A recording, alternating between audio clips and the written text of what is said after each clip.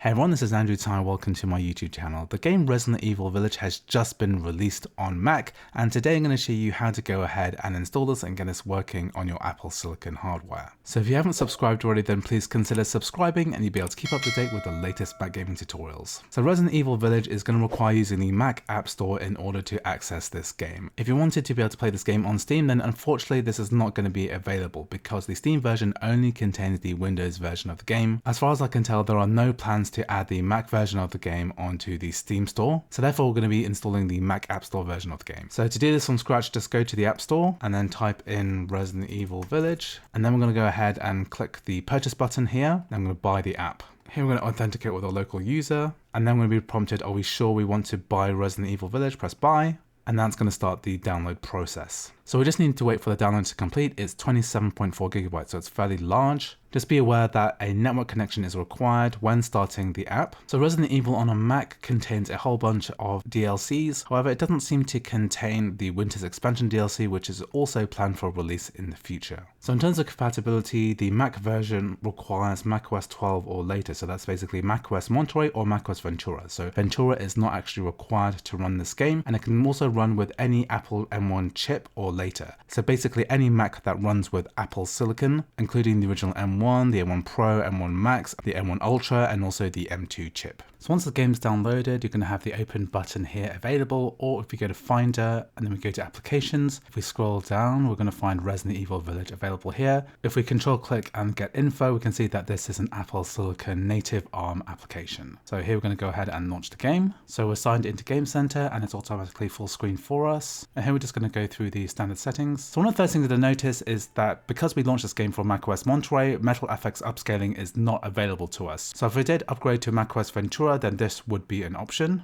We also have a few more options not available rate shading, ray tracing, GR reflection, light reflection, etc. These are not available on macOS Monterey. So here we can go ahead and launch a new game. So as you can see, we're actually in the game now. It's all rendering beautifully on the M1 Max chip. So here I've got the baby and I'm just going to walk around in the game and it's all rendering beautifully. So here I'm in the game and I'm not going to be able to have time to explore much at the moment. This is just a very casual first look at Resident Evil Village running on the M1 Max chip on macOS Monterey at the moment. It's definitely the best looking game that I've seen on a Mac so far. This is just the introductory sequence. Unfortunately, I don't have much time at the moment to cover Mac gaming. This is due to some personal life issues that are going on at the moment. However, I'm going to be sure to record more gameplay footage in the very near future. I'm going to be doing some comparisons with my M1 MacBook Air and also my MacBook Pro with the M1 Max chip. So now I hope you found this video useful. I'm going to be doing more Resident Evil Village videos in the very near future. Thanks for watching and I'll see you in the next video.